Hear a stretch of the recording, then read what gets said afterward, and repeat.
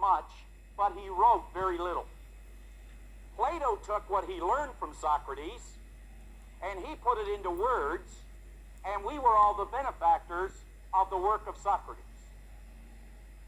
So Socrates decided that he was going to try to use an analogy to teach people something about this governor, about this concept, about this belief system, this idea, this image of self, and how it controls all the performance in each person's life.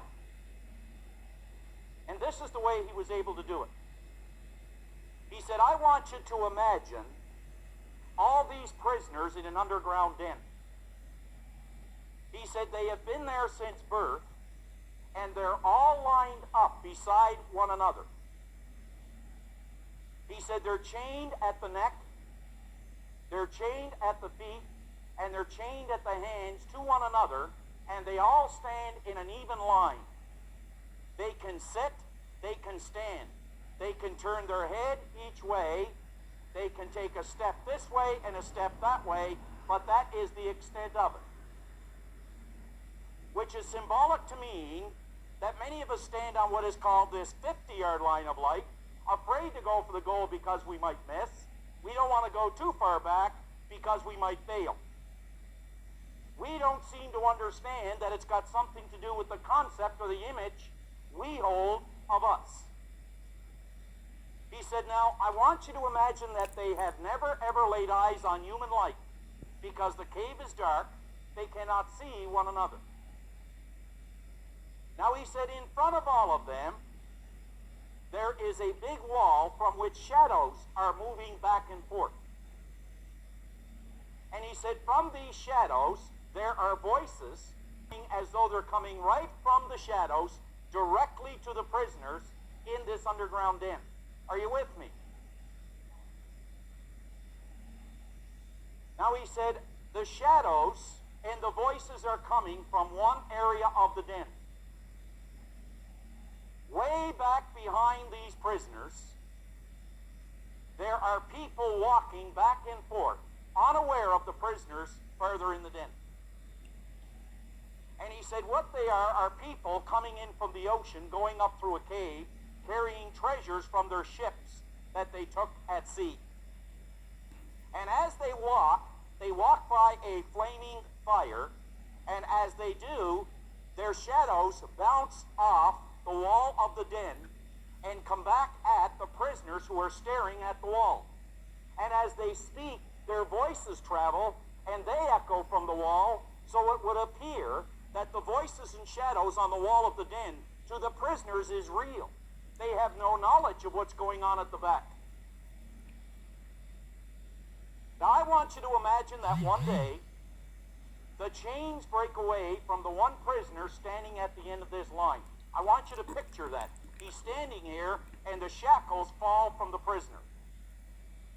As they fall from him, he looks and he sees a light coming down from the surface of the den, coming out in the shape of an elbow directly in the area he is looking. Now, since all of us, you and I, since all of us are motivated to move in the direction of the light,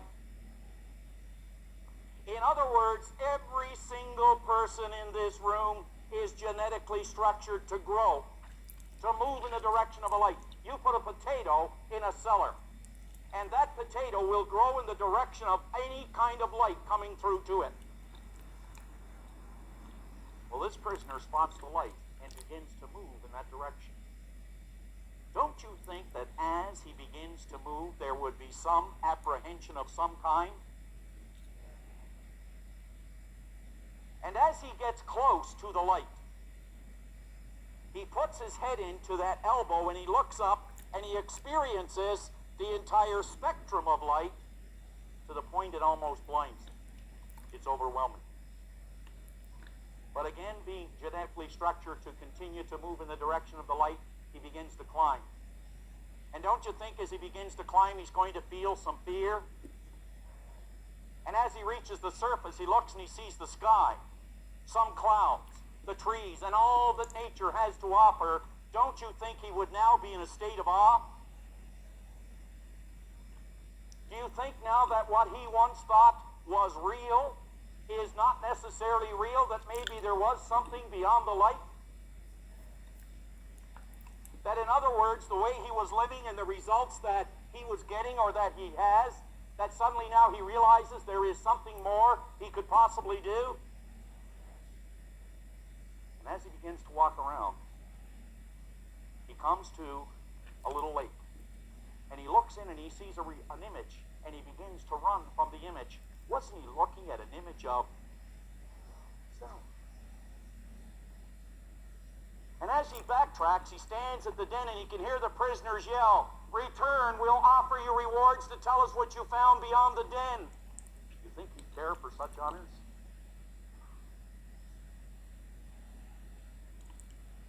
And if he did go down and tell them what he found, do you think they would believe him? And if he did go back down and he walked up, wouldn't they say, "Ah, you see, up he went, down he came. Isn't it better not to ascend at all?" You see, the real danger is you will never get from the underground den or escape from a prison unless you recognize you're in one. And many of us are like prisoners living in an underground den. And the moment that we begin to attempt to even see ourselves as we would rather, or as we could, or as we want to be, keep in mind we are forever going to be pulled, grabbed, held onto as a hostage by the prisoners in the underground den. Jesus. By the prisoners in an underground den. Something quickly that I had on here and it's disappeared. Way over in Africa, they take a little beast when it's brand new. It's called an elephant. And they take this little elephant, they put a chain around its leg. And they take this 3-foot chain and they put it on a little stake and they put it in the ground. And you know, for days and days, this little guy, he begins to pull and pull against the stake and chain, but he's too weak at that time to dislodge it. He tries and he tries and he tries for days and days and days, but soon he gives up because he's too weak to pull the chain.